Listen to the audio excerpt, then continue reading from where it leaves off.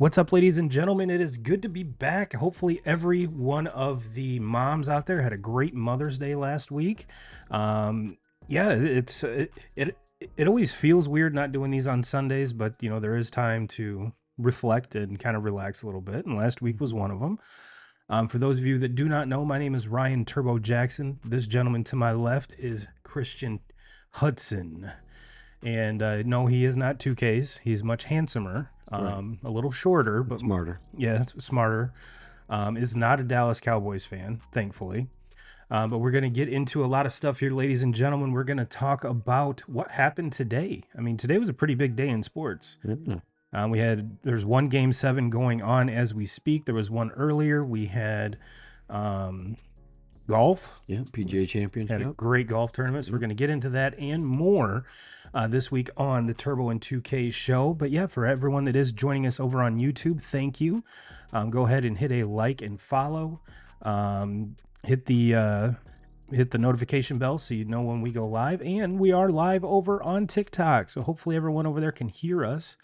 But yeah, let's let's get into it. Let's get into the news. All right. Actually, before we do that, you have some pretty big news. For those of you that don't know, Christian is the head varsity baseball coach here in Marcellus, and the undefeated varsity baseball coach. Right. So, Coach, take a couple minutes to let the folks know when you guys play next. Obviously things are going well because you're undefeated. Yeah. But kind of an overview of the season real quick so far and kind of what you see moving forward. All right. So we going into the year, we knew that we would have a pretty solid squad.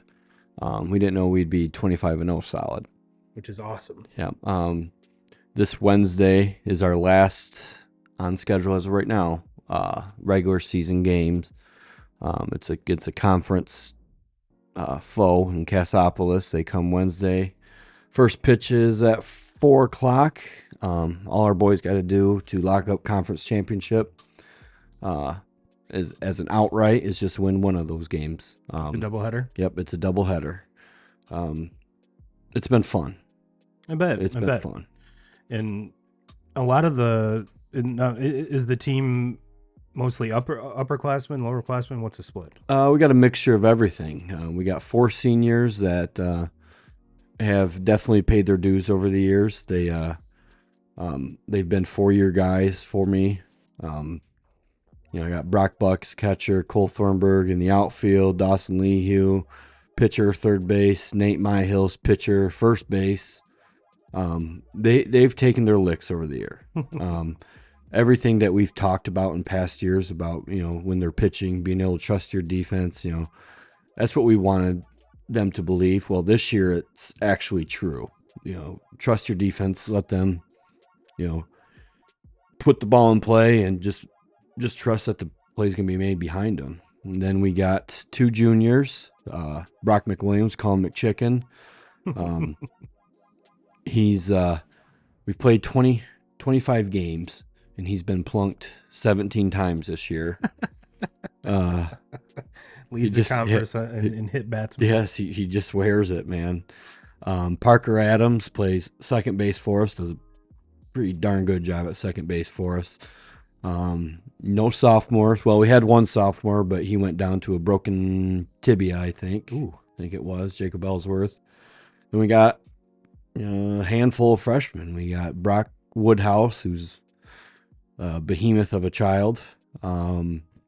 Zaid Tishka, who's played a little first base. I think he's played a couple innings at third, but recently he's been DH and he's come through huge for us.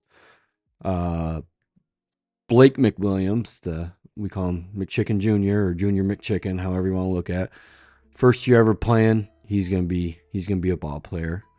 Matt Lehue, he plays outfield for us, left field, center field, wherever you need to.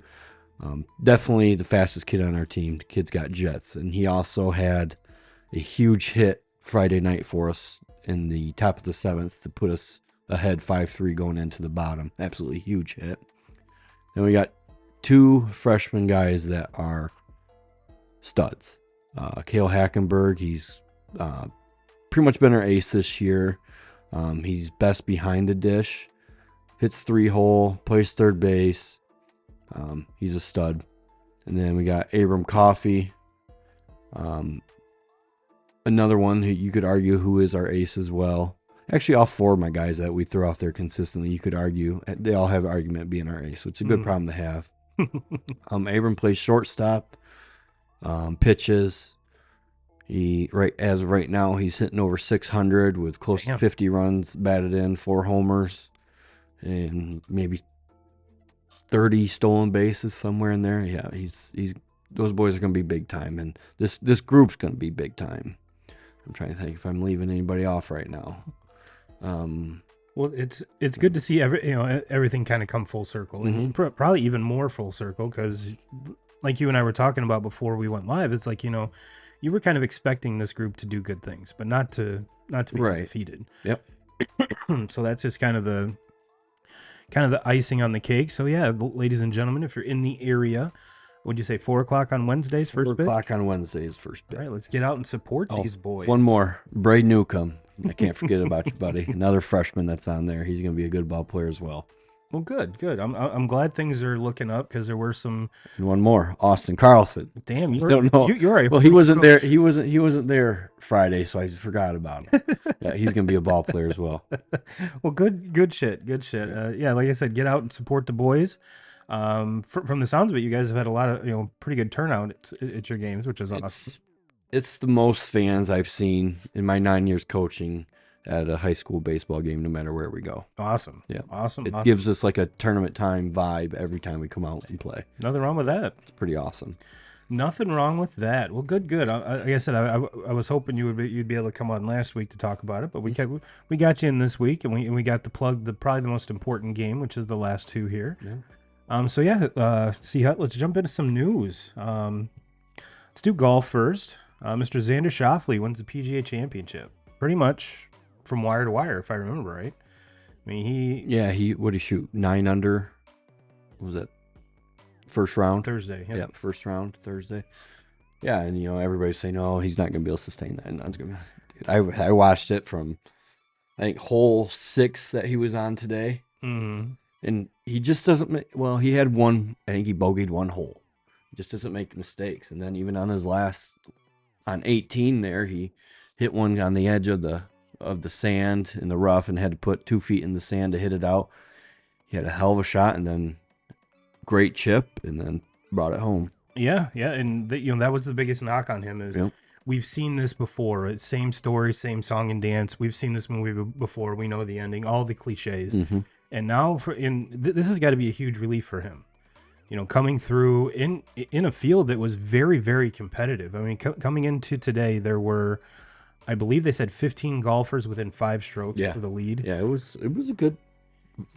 Like I don't watch golf a whole lot, but I was pretty tuned in. Yeah, I was pretty tuned in. And with this current field, I mean, because if you rewind when I was growing up, it was Tiger, David Duval. Phil. Phil, those were the big ones, and then you had some outliers, But now with this young crew that's in there, like anyone can win any single tournament, and anyone can get arrested. Yeah. And if you woke up Friday morning and you were like, "What in the hell is going on?" And then coming out of it today, oh well, the charges were dropped. Yeah. No shit. Yeah. I mean, and kudos to Scotty. I mean, he could have taken this thing way out of proportion. He could have went the complete other way, but he decided to kind of be the bigger person, I guess, and chalk it up to, hey, mistakes happen. I still got to my tee time. No big deal. But we kind of saw, I mean, and then he goes out and shoots what like a 5 under that day. So obviously I'm sure it kind of hurt the mojo, hurt the vibe, but Saturday was kind of his big downfall. It was his first. I think the broadcast said it was his first round over par all year, which is insane to think with as many tournaments as he's played so far. You got to think that just mentally, he just, after everything that happened, he just wasn't quite with it. No, he probably had a lot of stuff on his mind and stuff like that. Oh, so. Sure, and then, but that Friday he comes out and shoots Yeah. lights out Yep. and is one or two shots back as Xander. And the next thing you know, it's like, all right, yeah, reality. He is human. Yep. He is human. He's still an excellent golfer. He will still be the number one golfer in the world after this tournament. So I have a very good feeling this is not going to hinder Mr. Shoffley or Scotty too much. So, but yeah, big shout out to Xander, um, as well as this was one of the first tournaments that I can remember here on the PGA side that Bryson was this close in quite a while. Yeah. We've seen him have some live success, but that's over on the CW and no one watches that shit. So I never really tuned in to a whole lot of golf until I watched, I think it was Netflix, a little documentary of the live golf and Yeah. first PGA. I was kind of hooked. I was hooked on that. That was pretty good.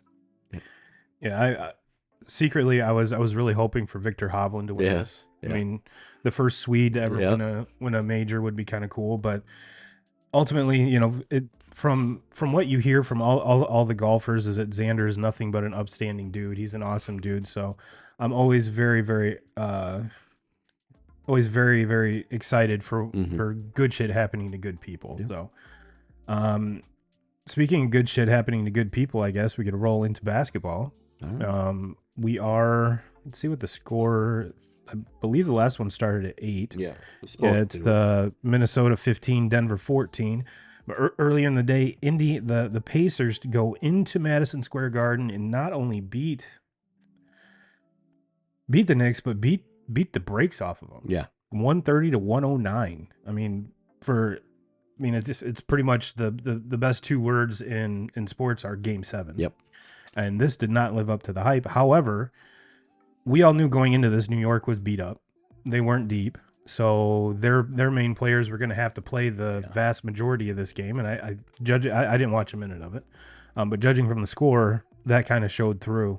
And kudos to Halliburton and the Pacers.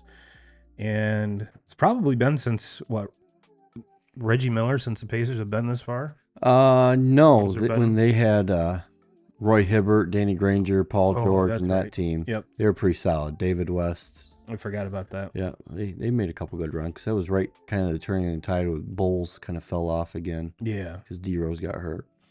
Man, we can do a whole show about breaks my heart.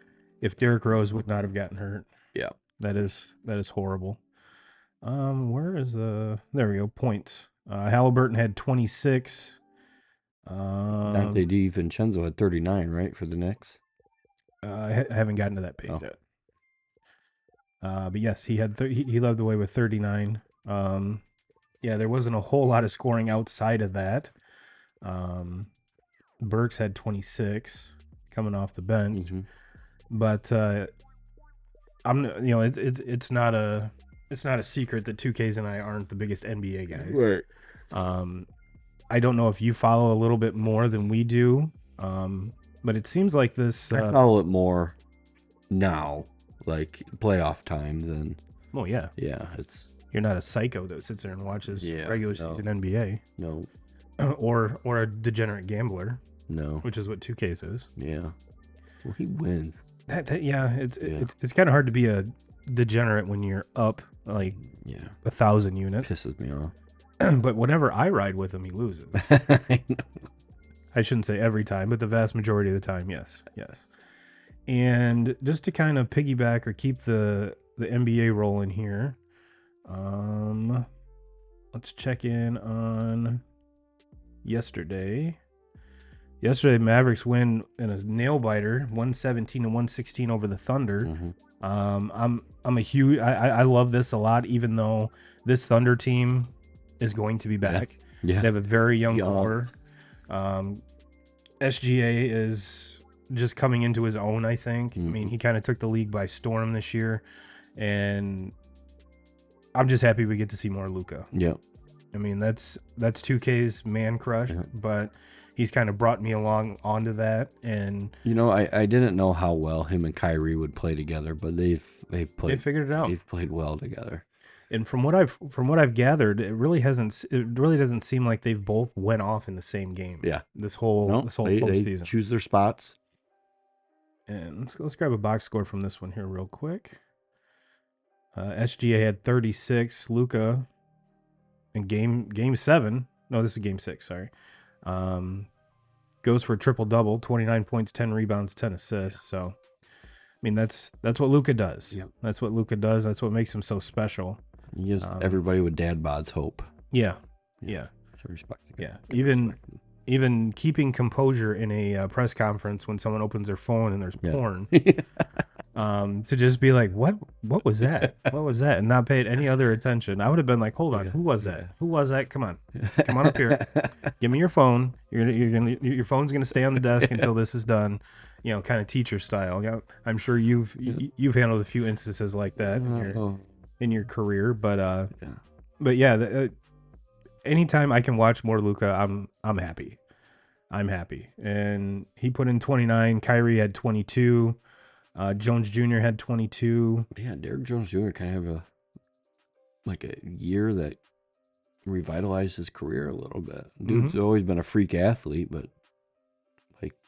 he's found his niche in Dallas. Oh, good. So see Hut, if I'm wrong, we've got the Mavs, Denver. Whoever wins tonight. Oh, whoever wins tonight. Yep. Whoever wins tonight. Okay. All right. Which Denver was the betting favorite. I think they were 5-point favorites going into this.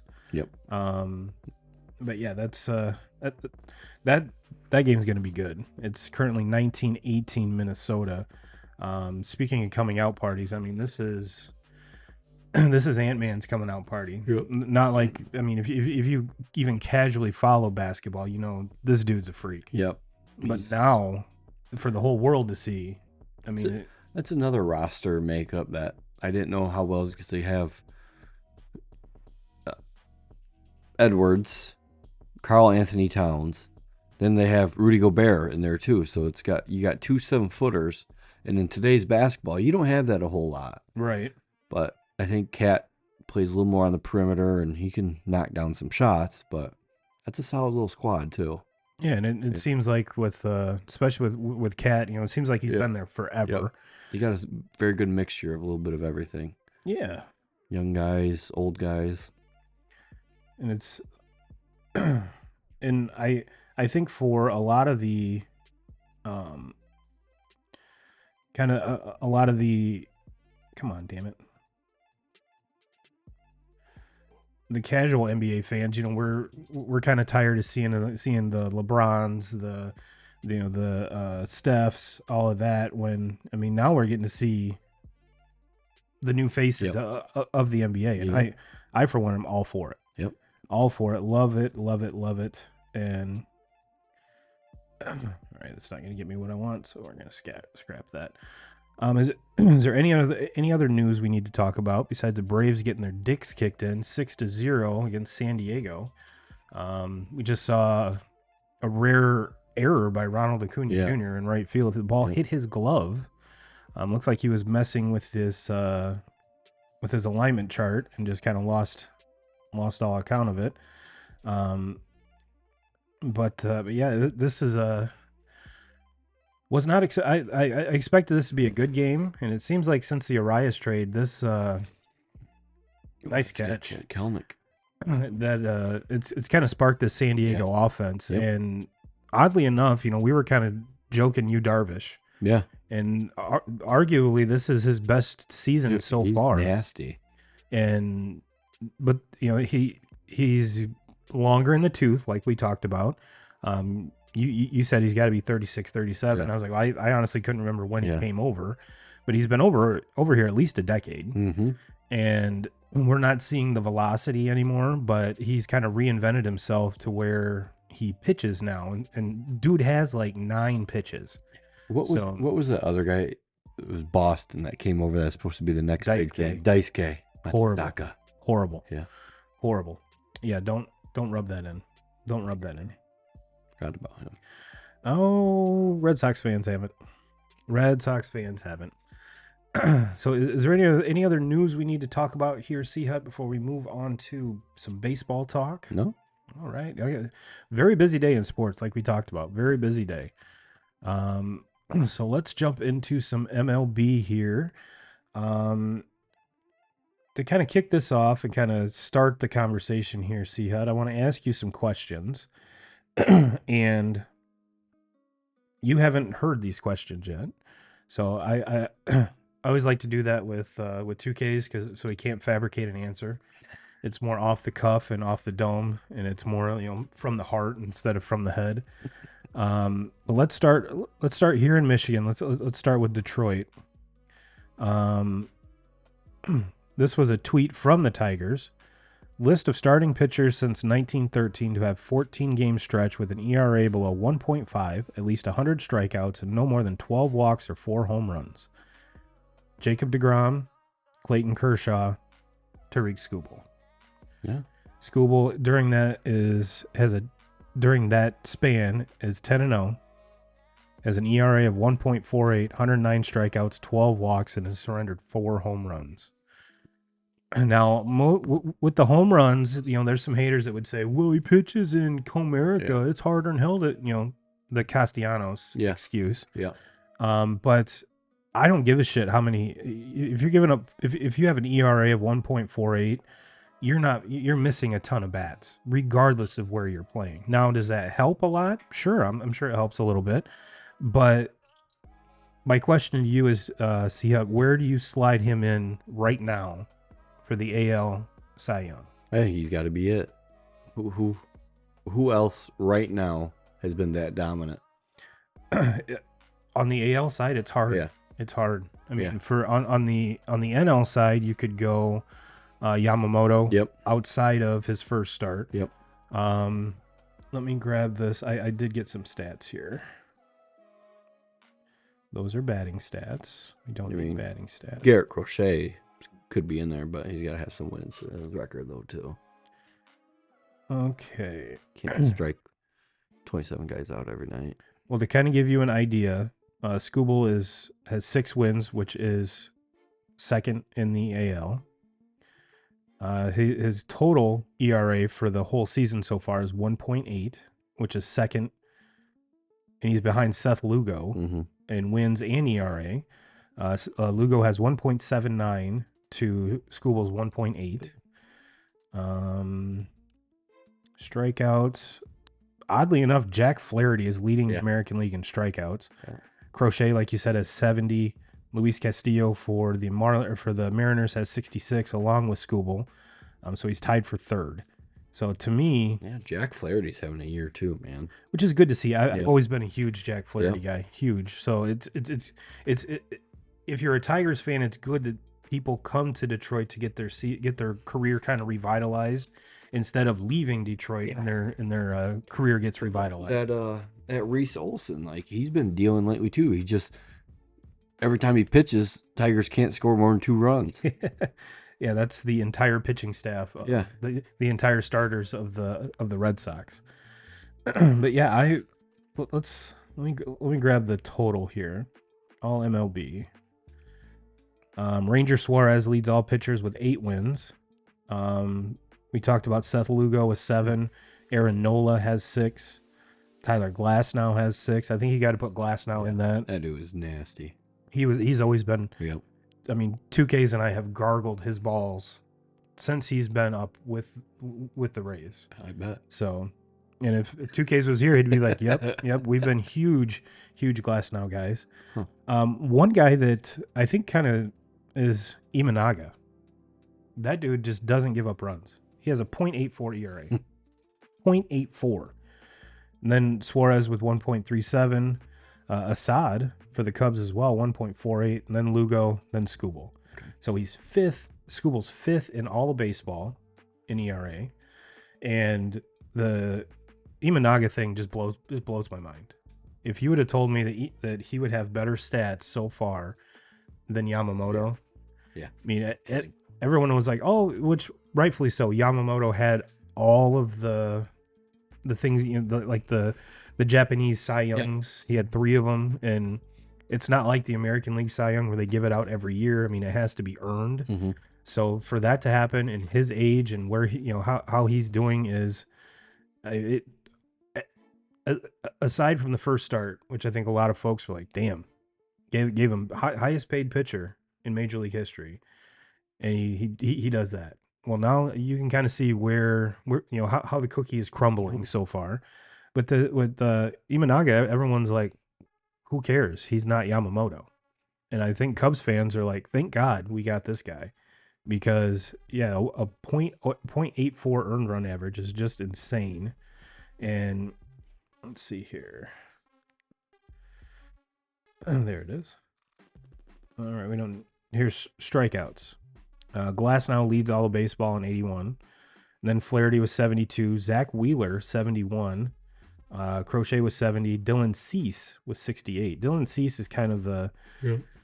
Which that's got to pain your heart a little bit. It does, but he's just continued to carve over in San Diego. He had a rough year last year, but I think it was just one of those where nothing went right on Southside last year. Nothing. No, that was a tough go. Yeah, that was a tough go. Expected big things the last 2 years out, and nothing. All right, the next hard hitting question here, C Hut. I think it's kind of it's a 2-horse race for the NL MVP between two teammates in Ohtani and Mookie Betts. Yeah. But on the American League side, it gets a little bit more interesting, and that's kind of what the show title was and everything else is Gunnar Henderson going to fuck around and win the American League MVP? Right now, I think you have to say it's him. You know, he's tied with Kyle Tucker for home runs, and remember, he's a shortstop. Yeah, shortstops aren't supposed to do this. And new age of baseball though. No, and he is one of those kids that, I mean, you all of the hype's been over Jackson Holiday with this team. If they're going to be a problem going forward. Oh, they got guys coming up too. They got that Kobe Mayo that hits bombs. That Kerstead that they're high on too. They're going to be good. Yeah, their front office is what Tigers fans wish their front office was. Yeah. But yeah, I mean, right now, I can't really put my finger on another dude that I would tap and be like, yep, that's my guy. That's my guy. Let's switch this over to. The whole knock on him was he can't hit lefties. Well, I think he's shown that he can this year. Yeah. He's tough. Let's see where he's at in RBIs here. He's tied for 17th with 33. So he's 9 off Alec Baum.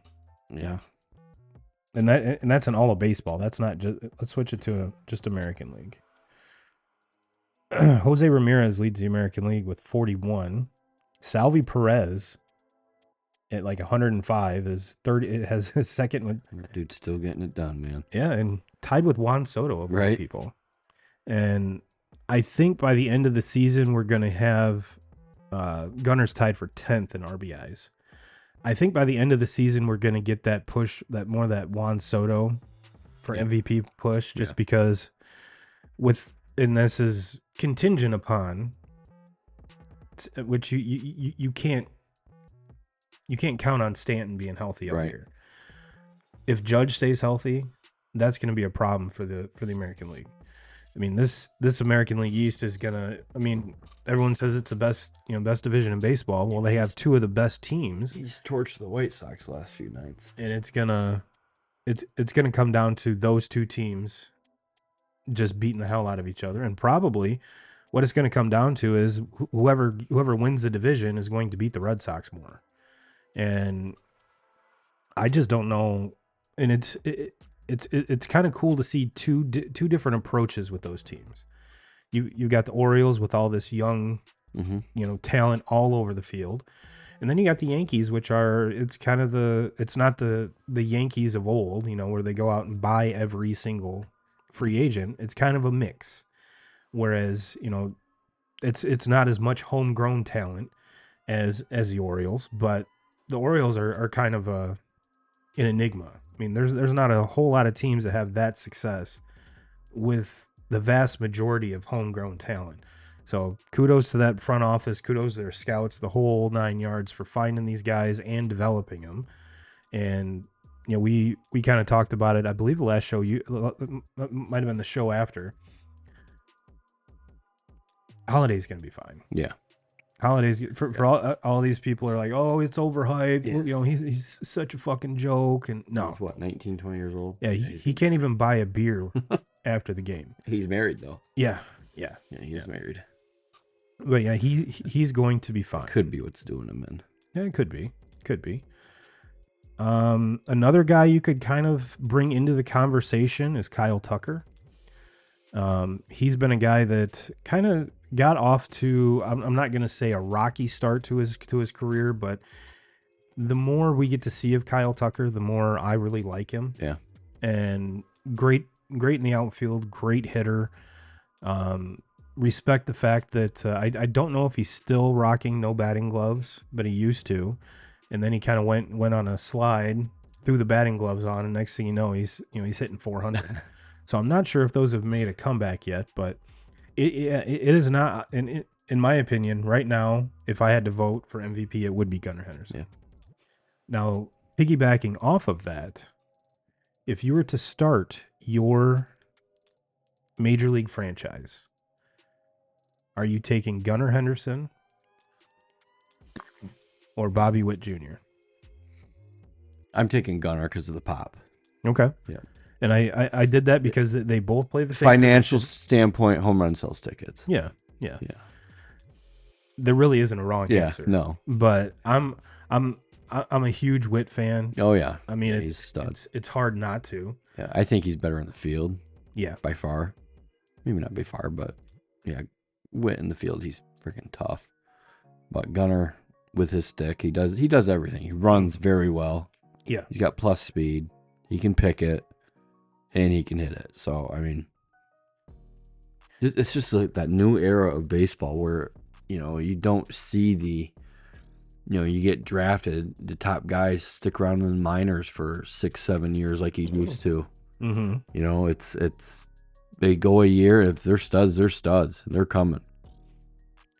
To kind of, Gunnar Henderson is 30th in baseball with 7 steals. 7.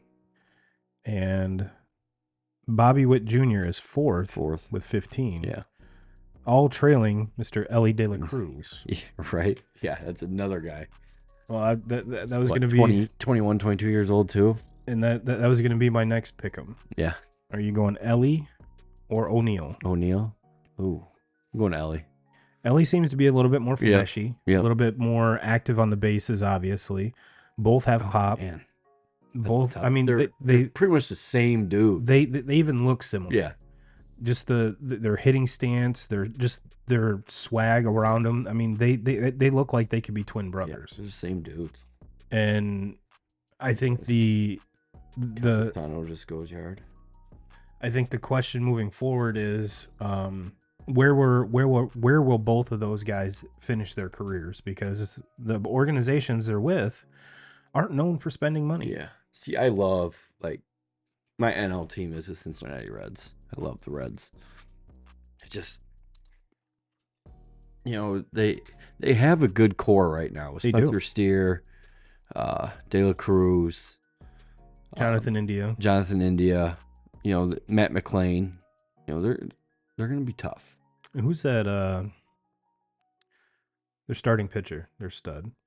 Hunter Green. Green, he's young too. Hunter Green, Nick Lodolo. Yep. And Hunter Green either strikes you out or gives up a bomb. Now, kind of going into continuing the trend here in Pittsburgh, we've seen Paul Skeens make two starts. Is he the next big thing? Well, hard to argue. The first, I honestly thought his first start went well. Yeah. If you look at leading up to this, the vast majority of his starts, I think, went 3 innings. Yeah. And then they started to stretch him out a little bit. And this dude is huge, for one. And he was on the Pat McAfee show. And Pat asked me, like, all right, well, you're blazing 102 miles an Yeah. hour. He's like, "What music do you listen to get hyped up? Where does this come from?" And he goes, "Well, I listen to audiobooks." And it's like, hold on, you listen to audio? He's like, yeah, I have enough around me. I have to get calm to produce like that. And I'm like, all right, cool. I was gonna say, does he listen to David Goggins audiobooks or something? I mean, That'll hype you up. yeah. Especially if you like the F word. Yeah. I Yeah, mean, no kidding. I listened to that audiobook and I was like, I'll run through a wall for that guy. yeah. And if you don't get up Yeah. listening to him or even watching any YouTube Yeah. interview he does, yeah. The dude is a psycho, but he's a good psycho. Mm-hmm. But yeah, he was his start was kind of reminiscent, or the lead up to it was reminiscent of Strasburg. Yeah. Now Strasburg, when he had 14 strikeouts in his first game, but we knew unless Paul Skeens struck out 14 straight batters, he was not going to reach that. Yep. And for those that took the over on FanDuel for his first start, I think it was over 6 Ks. Yeah. And I'm like, okay, he might go 3 innings. Yeah. Might go 3 innings. And especially the first start, at the first hint of trouble, they're probably going to handle him with kit gloves, just like they have been. But I was very, very pleased with what I saw. He didn't, like I said, he didn't Strasburg it. Yep. I mean, but he didn't, he didn't get rocked. And yes, I guarantee he was hyped up beyond. I mean, he even said it. He's like, it took me like 2 innings to calm down. Which, yeah, I mean, your fan base has been screaming. Yep, they've been starving. Get this guy up. I mean, break camp with him. And we all know with baseball and the arbitration years and how we've seen it before. Yeah, we've seen it before. So to add him to that mix in Pittsburgh. And the other kid, Jones is his name. Both of them throw over 100 consistently. And so you slowly, kind of the gentleman left behind out of all of this with all the hype is Cabrian Hayes. He was the first one to come up and is arguably one of the best defensive third basemen in the league. And dude's underrated. Yes, very underrated. And you put him and O'Neal Cruz next to each other. And then this is where, all right, owners of Pittsburgh, you'd be smart to lock these guys up. Pull in Atlanta Braves, which I doubt that'll ever happen again. But we are seeing teams lock players up very early before they even hit arbitration to kind of avoid situations like that and lock them in at a cheaper rate than if you do let it progress to free agency. So yeah, that I did a solo show a couple weeks ago, and I said it is important for the Reds and the Pirates to stay relevant through the whole season. It is imperative that happens, not only for the good of the game, but just so I can watch these players in meaningful games. Yeah, they both have really good farm systems too. Really good. Deep. Yes. I 125% agree. Well, let me grab another one of these. Talked about Scooble. Let's go back to that. Let's go back to Detroit for this. This is a tweet from Justin Spiro at Dark State News. It's time to discuss the Detroit pitching staff. And on the top, there's a picture of Anibal Sanchez, Max Scherzer, Justin Verlander, David Price, and what the hell is that kid's Porcello? name? No, the lefty that's over here. Oh shit! He played for just about every single team in the majors. Smiley. You're Smiley. And on the bottom is the current staff for the Tigers. And in 2013, pretty much the last stud pitchers, or the last stud staff that the Tigers have a combined ERA of 3.61.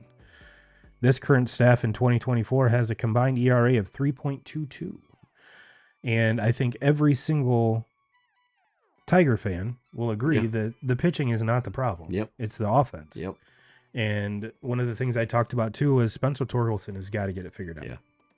He's got to get it figured out. Can he do it? Yes, absolutely. He's got a very smooth, sweet swing. It's got to be mental. I mean, it really does. And I think if he would have went to a team that was better, he wouldn't sniff the majors yet. Yeah. So it's a lot of hands-on type stuff. So I do think he'll get it figured out. I just hope that the Tigers give him enough time. And we talked about even when you were here last, the coaching staff is probably the best coaching staff to have this young core.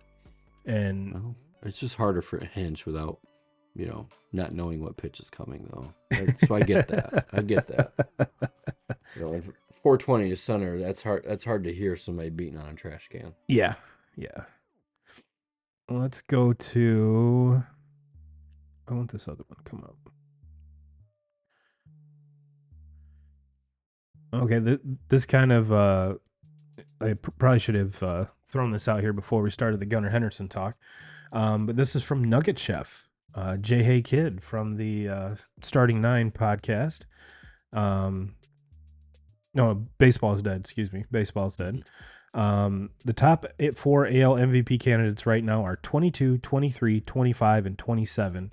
And the NL MVP frontrunners are Shohei and Mookie. What a wonderful summer this could be. And this goes along perfectly with the narrative I've been trying to, that we've been trying to drive home is everyone's talking about baseball is getting younger and younger. Yep. But the best part is they're good. Yeah. They're good, and they're good right when they hit the ground running.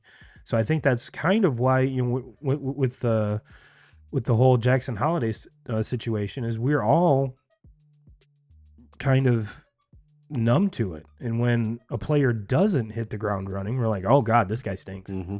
This guy's terrible. I mean, there's got to be something wrong. No, calm down.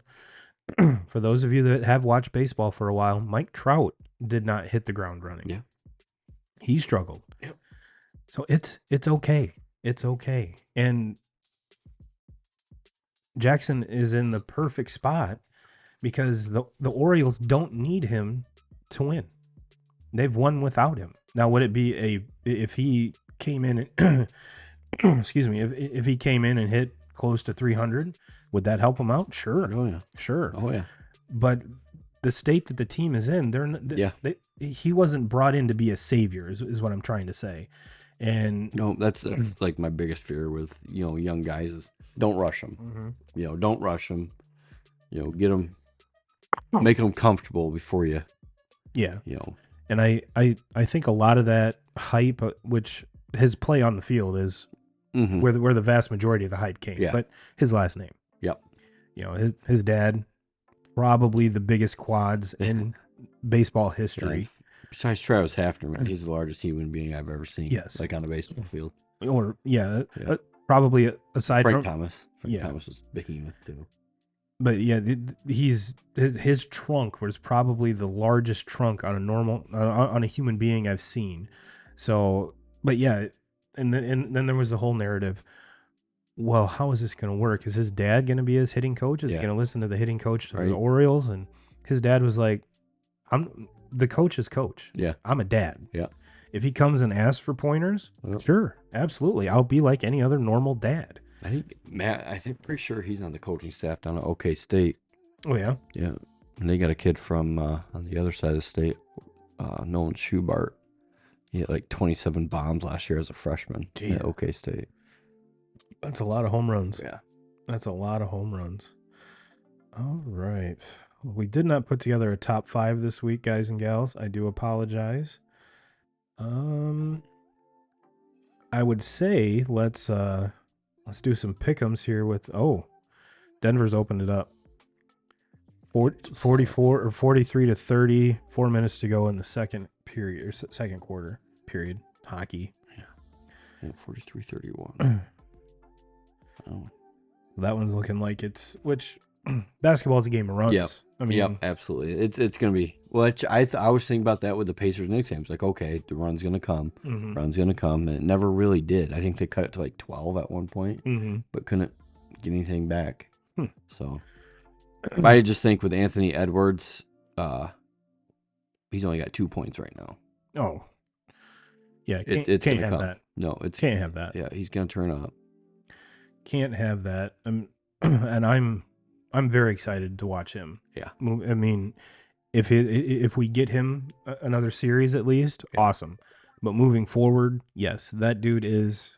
I'm not gonna say the guy, the face of the NBA Mm-hmm. of the NBA right now, but he's making a very very strong argument Yeah. to be that. Yep.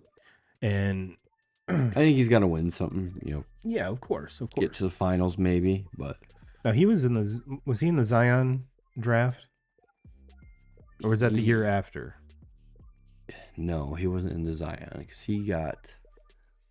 he was in the draft with like James Wiseman and Yep, yeah, yep. because That was the year after. yeah, Warriors Yep. took James Wiseman over him. Yeah, which that Could you imagine? no, no, nope. We'd still be talking about Steph Yeah, and not. rightfully. Yeah, I love Steph. I absolutely love Steph's game. Yeah, I love him because he took out LeBron so many times.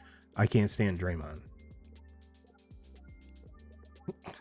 I can handle him, But he yeah, he can be an idiot. his whole career and he's been when he's on your team you love him. Yeah. When he's not on your team you hate him. Yep, AJ Przinsky. Yep. Oh, prime example. Prime example. Let's do this. Let's look at the playoff brackets. So let's do a little pick'em with the Celtics Pacers since that series is set. And we'll wrap the show up with that and show us your. I kind of put this off because, like I said, I'm not a huge basketball guy. But leading up to this, Seahut, everyone's been saying that, oh, the Celtics have the easiest route to the finals and this and that, and blah blah blah, and they win both series 4-1, and I think this in the Pacers too. I think are very fortunate to be here because wasn't Giannis hurt during that whole Bucks series? He was out a couple games. Yeah. Not the whole. And that Bucks team really didn't gel, I think, the way that most folks thought they would after that trade. And then, like, JJ Redick was right. Doc Rivers has not. He's had some good teams. I mean, Celtics. Yeah, he had 4 Hall of Famers. Yeah. 4 Hall of Famers on that team. But he's had lots and lots of talent elsewhere too, with the Clippers. Who else was he with? 76ers. Mm-hmm. Yeah. I don't know. But there's a lot. I just don't know if he's the right man for the job. Every time I hear his name, I think of, I believe it was on Jimmy Fallon. They used to read mean tweets. And Doc Rivers was one of the guys reading mean tweets and says Doc Rivers' voice is so ashy it needs lotion. Every time. I mean, I like Doc. I think, like, just hearing him talk about stuff, I think he is a good person, but I just don't know if he's the right man for that particular job. Yeah. Get him with the Lakers. See if he can see if LeBron can end his career too. Yeah. But like I said, I'm huge Halliburton guy. Celtics, I mean, they've pretty much been the best team in the league all year. If not in the league, at least definitely in the East. Do you see them? Do you see a sweep? No, I got this going sick. yeah. I think Pacers will win a couple games. Mm-hmm. I do too. Yeah, I do too. And I think what the Celtics is they're like Jason Tatum's good, but he's also kind of streaky. He's been kind of streaky. Jaylen Brown, like one night he'll dump 30, the next he'll have 9. You know, you just never. I don't know. They're weird. It's weird how they get it done. And that's kind of the knock on. I can't really say knock, but on paper, this Celtics team should be leaps and bounds. And yes, they like I said, they have won the series 4-1, won the Cavs series 4-1, And I think that's the Celtics have to take this next step to get into the finals for Jason Tatum to kind of solidify himself as an NBA superstar.